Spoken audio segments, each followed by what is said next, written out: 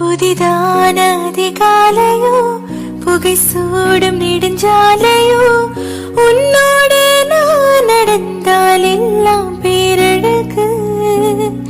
மழை வீழும் இளமாலையோ இசையில்லா இடைவேளையோ என்னோடு நீ நடந்தால் இன்பம் என்னுலகு.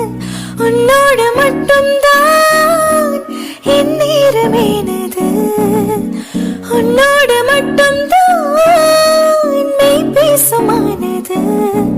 மனிதரின் மொழிக்கே